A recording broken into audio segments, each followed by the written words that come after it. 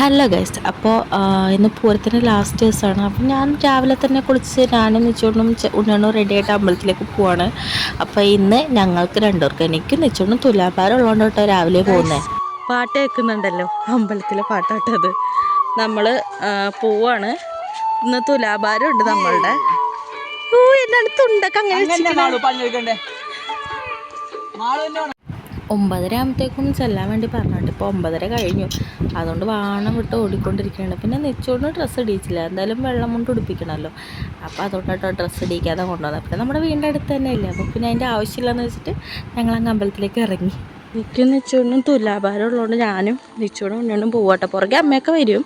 അപ്പോൾ ഇതാ കുഞ്ഞു കുഞ്ഞ് ഐസ്ക്രീം വണ്ടികളും പിന്നെ കുറച്ച് കളിപ്പാട്ടങ്ങളും വന്നിട്ടുണ്ട്. അങ്ങനെയല്ല ഉദ്ദേശിച്ചത്, ഞാൻ ഉദ്ദേശിച്ച കടകൾ കുഞ്ഞു കുഞ്ഞു വന്നിട്ടുണ്ടെന്നാ പറഞ്ഞത്. പെട്ടെന്ന് ഐസ്ക്രീം വണ്ടി വായിൽ വന്നതാണ്.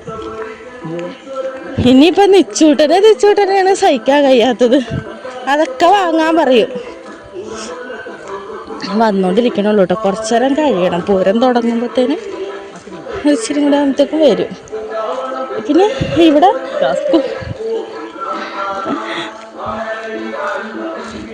കണ്ണ് കെട്ടിക്കൊണ്ടോ, അതല്ല കണ്ണ് കെട്ടിക്കൊണ്ടോവാ.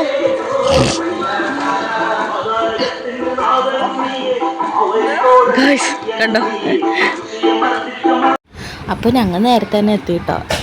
എല്ലായിടത്തും 9:30 എത്തണം പറഞ്ഞിട്ട് ആരും എത്തിയിട്ടുണ്ടായില്ല, ഞങ്ങൾ തന്നെ എത്തിയതു ആദ്യം. പിന്നെ അതുകൊണ്ട് നമ്മുടെ തന്നെ ആദ്യം പെട്ടെന്ന് തുലാഭാരം തൂക്കിയായിരുന്നു. ഞാനും നെച്ചൂട്ടനും കൂടെ നെച്ചൂട്ടൻ ഒരു പസ സമ്മതിക്കുന്നില്ലപ്പ. ഓനതെല്ലാം അരിയ് തേങ്ങ ഒക്കെ എടുത്ത് ഉരുട്ടി എറിയുന്ന തന്നെ സമ്മതിക്കുന്നുണ്ടായില്ല. പിന്നെ എങ്ങനെയൊക്കെ പിടിച്ച് നിർത്തി തുലാഭാരമൊക്കെ കഴിഞ്ഞ് ഞങ്ങൾ പെട്ടെന്ന് തന്നെ വീട്ടിൽ പോയി. ഫസ്റ്റ് ഒന്ന് സെറ്റ് സാരി കൊടുത്തിട്ട് മക്കളെയും പിടിച്ചുകൊണ്ട് നടക്കുക അത്ര പോസിബിളായിട്ടുള്ള കാര്യമില്ല. അതുകൊണ്ട് ആദ്യം തന്നെ വീട്ടിൽ പോയി അതൊക്കെ ഊരി ഇട്ടു. പിന്നെ അതിനുശേഷം ഞാൻ പറഞ്ഞില്ലേ ഞങ്ങളുടെ വീട്ടിൽ കൊളുത്ത് കൊടുക്കുമെന്ന്. അപ്പോൾ മഞ്ഞ നാട്ടുകാരൊക്കെ നമ്മളെ വീട്ടിൽ കയറി കൊളുത്ത് കുടിച്ചിട്ട് നേരെ അമ്പലത്തിൽ സത്യമുണ്ട്, പക്ഷേ നമ്മുടെ വീട്ടിൽ കൊളുത്ത് കുടിച്ചിട്ട് വേണം അങ്ങോട്ടേക്ക് പോകാൻ വേണ്ടിയിട്ട്. അപ്പോൾ ഞങ്ങൾ ആ വീഡിയോസൊന്നും എടുക്കാൻ പറ്റിയില്ല കേട്ടോ. ഇത് അച്ഛനാണ്. അച്ഛൻ മഞ്ഞ വണ്ടീനെയൊക്കെ കണ്ടത്തിലേക്ക് ഇറക്കി അമ്പലത്തിന് അങ്ങോട്ട് വിടാൻ പറ്റുന്നില്ല.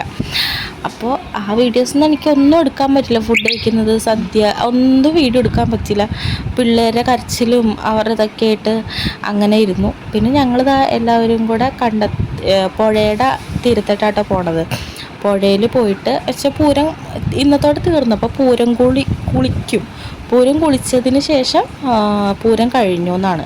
അപ്പോൾ ഇത് നമ്മൾ ഈ അമ്പലത്തിൽ നിന്ന് ഇറക്കിയിരിക്കുന്ന സ്റ്റെയർ ആട്ടോ. അത് കാര്യം പടിത്തട്ടൊന്നുമില്ല പുഴയിൽ. ഡാം കെട്ടിയിരിക്കണ കൊണ്ടിട്ട് നമുക്ക് പടിത്തട്ടൊന്നുമില്ല, ആരും ഇറങ്ങലില്ല എന്നല്ല, വേറെ ഏരിയയിലൊക്കെ ഇറങ്ങുന്നുണ്ടാവും, നമ്മുടെ ഇവിടെ ഇറങ്ങുന്നില്ല. അപ്പോൾ അമ്പലത്തിലെ പടിത്തട്ട് ഇറക്കിയിരിക്കണതാണ്. അപ്പോൾ നമ്മൾ ആദ്യം നിന്നാലേ നമുക്ക് ആദ്യം കാണാൻ പറ്റുള്ളൂ. അപ്പോൾ അതുകൊണ്ട് നമ്മൾ ഓടിപ്പോയി നേരത്തെ തന്നെ പോയി നിന്നു. പൂരം വന്നവരെ വെയിറ്റ് ആക്കിക്കൊണ്ട് നിൽക്കായിരുന്നു കേട്ടോ.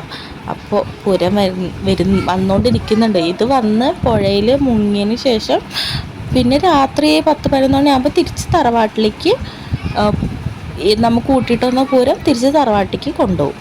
അങ്ങനെയൊക്കെയാണ് ഇതിൻ്റെ. പക്ഷേ എനിക്ക് ഡീറ്റെയിൽ ആയിട്ട് എനിക്ക് പറഞ്ഞു തരാൻ അറിയത്തില്ല. അതുകൊണ്ട് മിസ്റ്റേക്സ് ഒക്കെ ഉണ്ടെങ്കിൽ എന്തായാലും എന്നോട് ക്ഷമിക്കുക.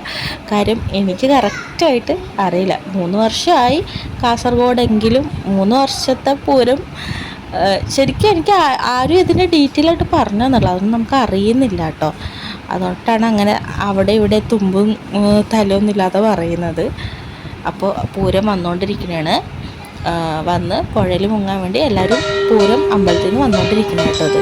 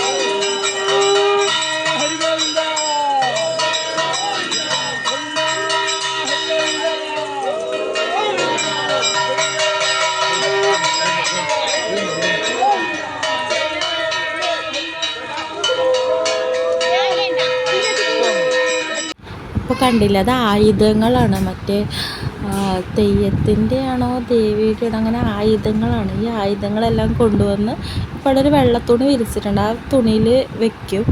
വെച്ചതിന് ശേഷം മഞ്ഞൾപ്പൊടി,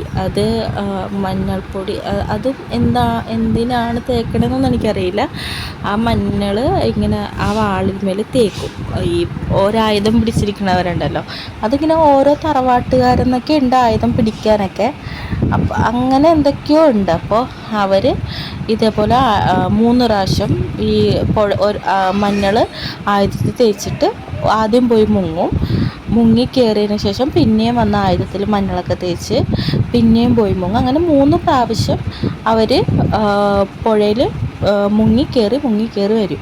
അപ്പോൾ അതുവരെ നമ്മൾ ആരും പുഴയിൽ ഇറങ്ങാൻ പാടില്ല. പിന്നെ സ്ത്രീകളൊട്ടും ഇപ്പോൾ ആ താഴത്ത് കാണുന്ന മൊത്തം ആണുങ്ങൾ മാത്രമേ ഉള്ളൂ. അപ്പോൾ ആണുങ്ങളല്ലാതെ പെണ്ണുങ്ങൾക്ക് ആർക്കും അങ്ങോട്ട് ഇറങ്ങാൻ പാടില്ല കേട്ടോ. അപ്പോൾ ആണുങ്ങൾക്ക് എല്ലാവർക്കും അവിടെ ഇറങ്ങി നിന്ന് കാണാം. അപ്പം നമുക്കൊക്കെ കാണാൻ വേണ്ടി നമ്മൾ മുകളിൽ നിന്നിട്ടാണ് ഇതൊക്കെ കാണുന്നത്. ഇവർ 3ാമത്തെ പ്രാവശ്യം മുങ്ങുമ്പോഴത്തേക്കും ഇപ്പം പുഴയുടെ തീരത്ത് നിൽക്കണവരൊക്കെ ചാടും, വെള്ളത്തിലേക്ക് ചാടി നീന്തി കുളിച്ച് കയറി വരും. അങ്ങനെയാണ്. പക്ഷേ എനിക്കൊരു ഡീറ്റെയിൽസ് പറഞ്ഞു തരാൻ അറിയില്ല. ആർക്കെങ്കിലും ഇതറിയാൻ താല്പര്യമുണ്ടെങ്കിൽ ഒന്ന് കമൻറ്റ് ചെയ്താൽ ഞാനിത് അറിയുന്ന ആൾക്കാരെ കൊണ്ട് ഡീറ്റെയിലായിട്ട് പറയിപ്പിച്ച് തരാം കേട്ടോ. എന്നുവെച്ചാൽ എനിക്കറിയില്ല. പക്ഷേ നമ്മുടെ കാസർഗോഡല്ല, നമ്മുടെ ഇങ്ങോട്ടേക്ക്, ഇപ്പം ഞാൻ എറണാകുളംകാരിയാണ്, പക്ഷേ നമ്മുടെ ഇങ്ങോട്ട് തന്നെ പൂരം ഇതൊക്കെ വീഡിയോസൊക്കെ കണ്ടപ്പോൾ കുറേ ആൾക്കാർ ചോദിച്ചിട്ടുണ്ട് ഇതെന്താണ്, ഭയങ്കര കൗതുകം തോന്നി ചോദിച്ചിട്ടുണ്ട് ആൾക്കാർ. അപ്പോൾ അതുകൊണ്ടിട്ട് ഇതിനെക്കുറിച്ച് അറിയാൻ ആഗ്രഹമുള്ളവർ എനിക്ക് കമൻറ്റ് ചെയ്താൽ മതി കേട്ടോ.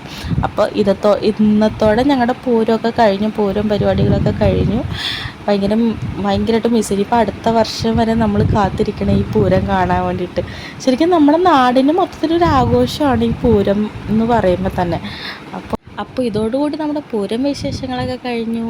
അപ്പോൾ എല്ലാവർക്കും ടാറ്റാ ബൈ.